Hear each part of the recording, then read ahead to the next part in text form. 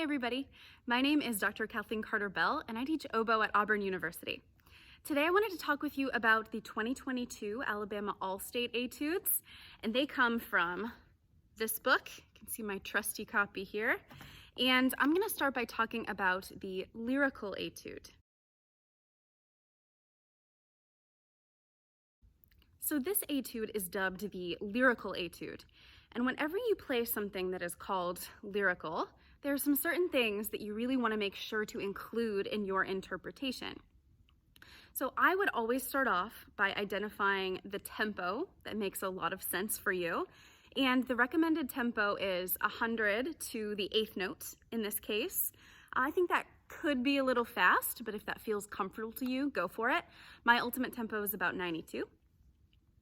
And this etude is in G minor, and the oboe loves minor keys, so make sure to lean into that. One of the first things I do when I'm figuring out how to perform a piece of music is, of course, I play through it, and then I start trying to identify what I want my audience to feel whenever I'm performing a piece. And so in this case, we find that it's in minor. It has this kind of dark and brooding feeling to it.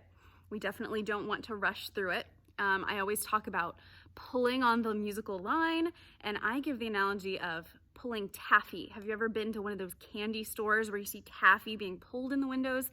And it's done by a machine usually, and it looks like it takes so much effort to pull this taffy apart.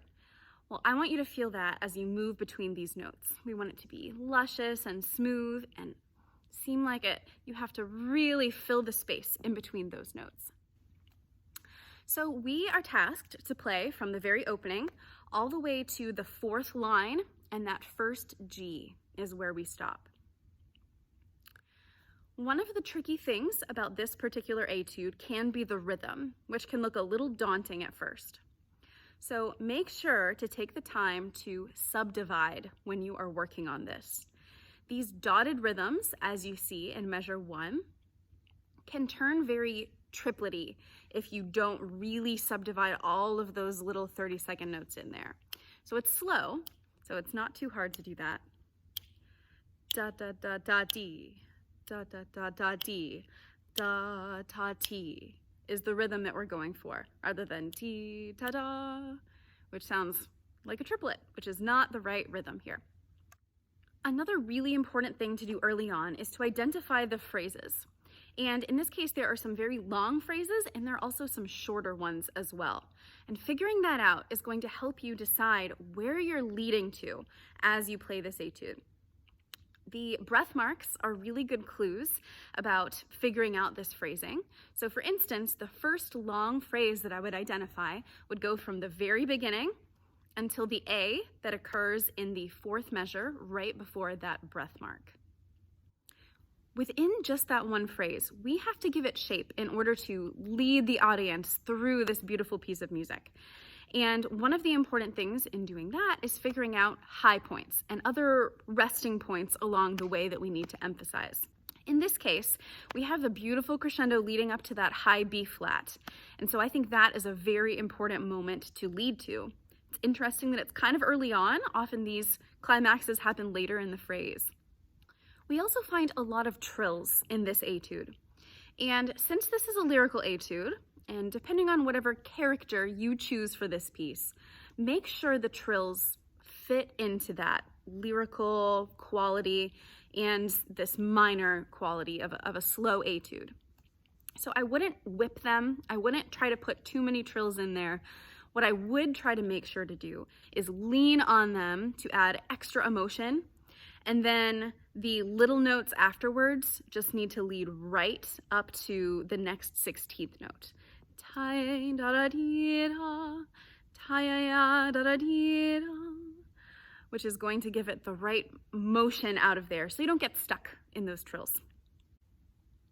Now there are a lot of breath marks, as I mentioned, that need to happen pretty quickly. We don't have a lot of time to breathe in this one. We just have 1/4 note rest in the whole space that we are playing for this audition. And so we have to make sure that the breaths that we take don't take too much space and that they also fit the music. Rests are music too. right? So whenever you take these breaths, make sure that they have emotion in them.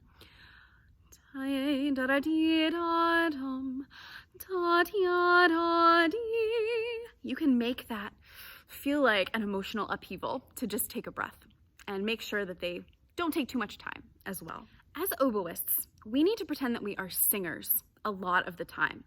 And not only is that going to make everything more beautiful and sound more natural whenever we're playing beautiful musical lines, but also that is going to help us with something called voicing.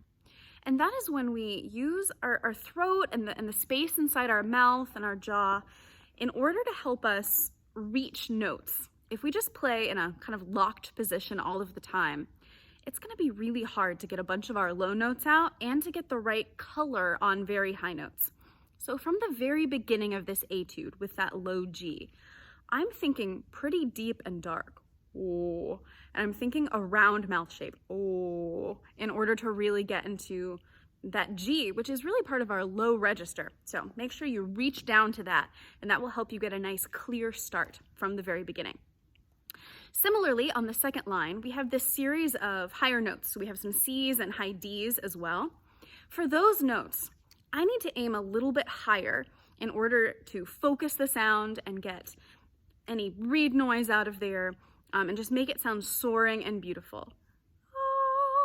So think up, like that, vertically, whenever you're playing some of those high notes. Don't lose the roundness though. We still need to have some of that ooh shape in there. Go ahead and on your own say E and ooh. So O is going to be a lot rounder and darker, right? And E has a kind of an edge to it potentially. Try to use that in your playing to get an even more full and beautiful sound as you play through this. So in the second half of this etude, we go into a happier place from where we started at the beginning with this kind of dark and brooding character. So this happens on the last measure of the second line, and we go into a major key. So this part needs to be brighter. It needs to be, again, less brooding and just more delighted with something.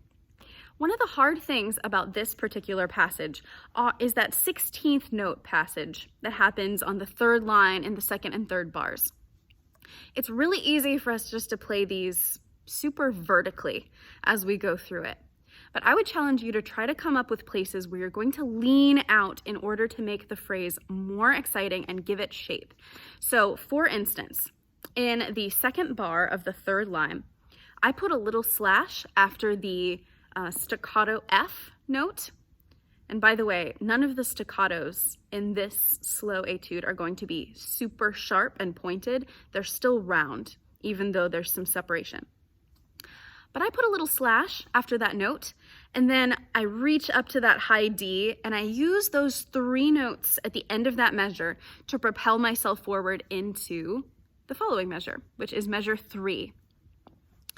Then I need to choose a couple of notes here where I'm really going to lean out and add even more expression. So I'm going to choose to lean out on the chromatic stuff in this third bar, and that is the first beat. So that would be the A, B flat, B, C. Especially on the front of that, I lean out with my phrasing, and that's going to help me get a beautiful curved shape through the rest of this measure.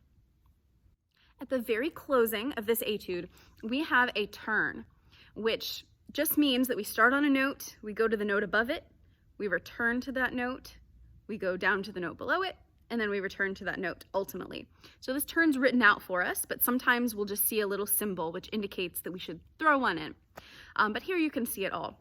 Make sure when you play this that not all the notes are completely even in inflection, because that sounds a little boring. T da da da da dee da da, right? We want it to have the most emotional impact that we can. So lean out for the upper note and lean out for the bottom note, and have the G's be a little bit less. T da da da dee da dum. T da da da dee da dum. So there has to be like centrifugal motion that comes from that figure. And then we're leading toward the end of what we play for this year's All-State Etude. Make sure that for that last note, again, we're voicing down and deep. Otherwise, that G might not come out in the way that we want it to have this beautiful ending to this wonderful etude.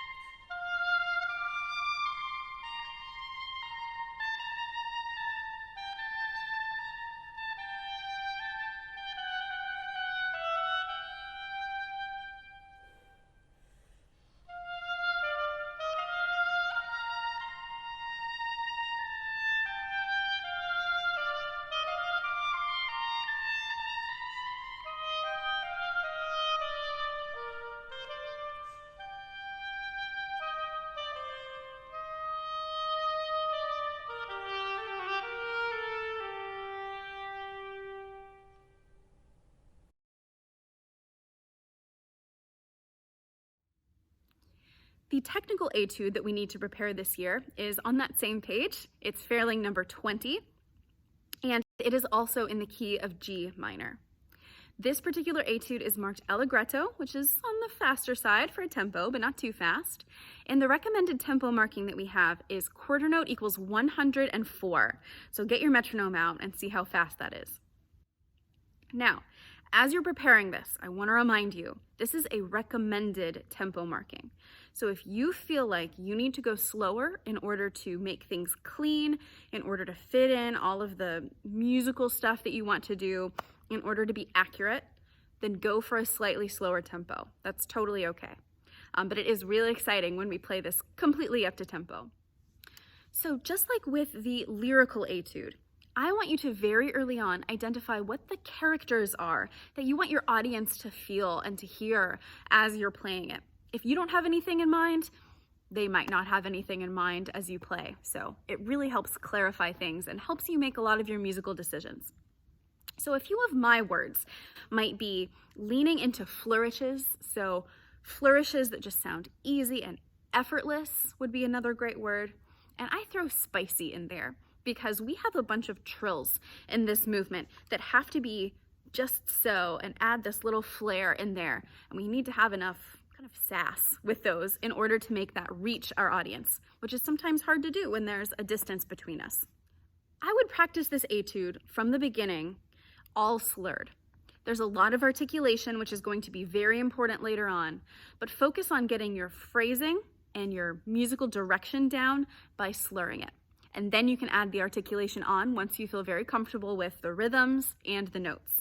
The articulation style that we need for this particular etude is called on the wind. And that is when, basically, as far as our support and our abdominal muscles down here go, and as far as our air use goes that we're blowing into the reed, we might as well be playing a whole note. So we are firm there, and then we use our tongue to just intersect that air. It's kind of like skipping rocks over the water. It just rides right on top. If we don't do that and we try to articulate every single little note separately with a little bounce to it, it's going to get very segmented, and it's a lot easier to lose the line and to get tired as you play too. So playing on the wind is going to help give it a much more exciting effect. The way to practice this is to step away from the etude for a minute and play a whole note on the oboe. Pick a nice comfy note. I like a D. And I hold that for 4 beats. Ta,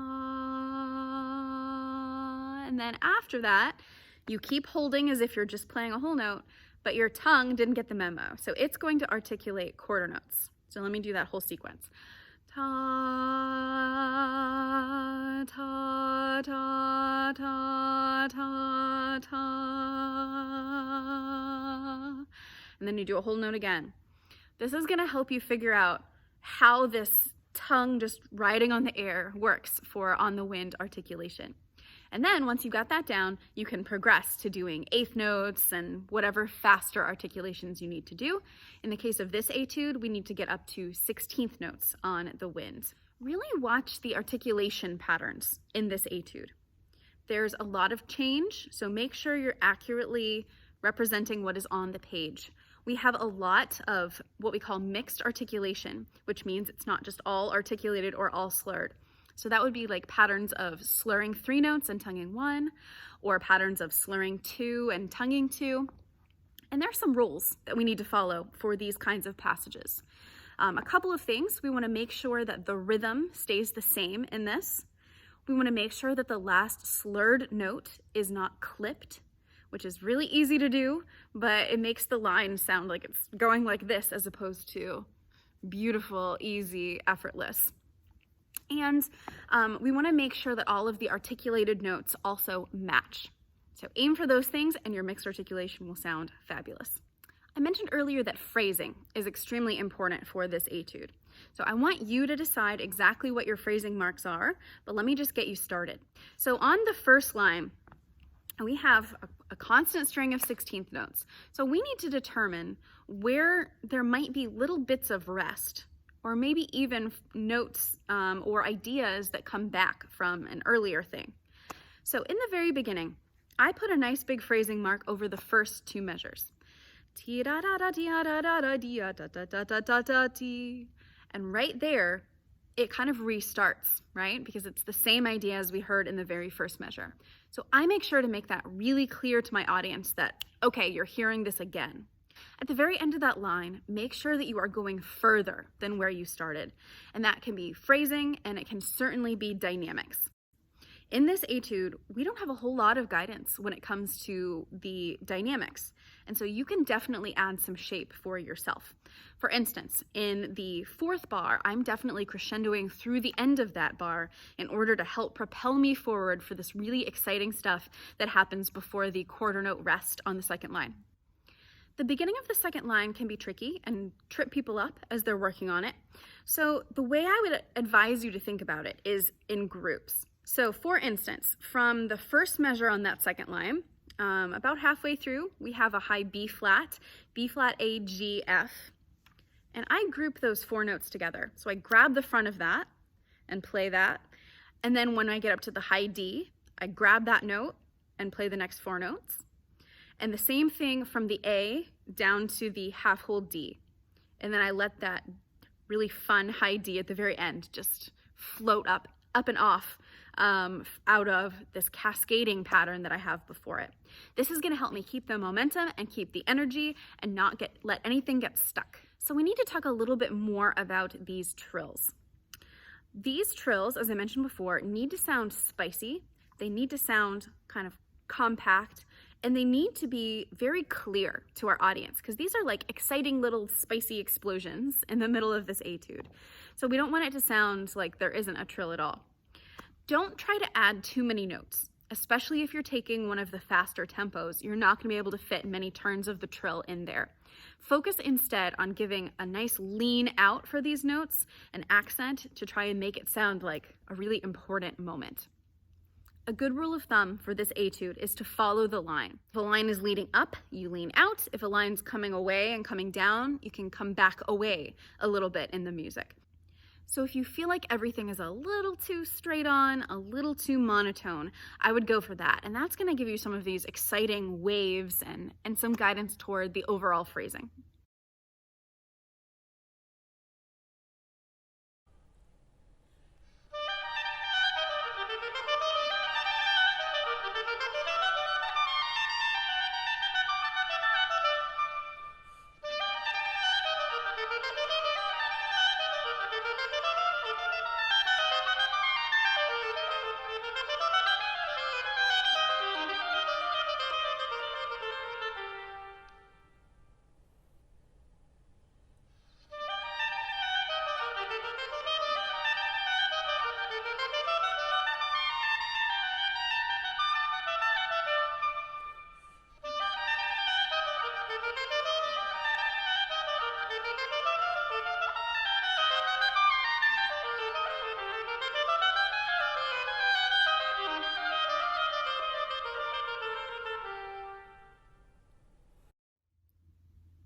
Thank you for tuning in today. I hope that this video was helpful for you as you work on preparing these wonderful pieces of music.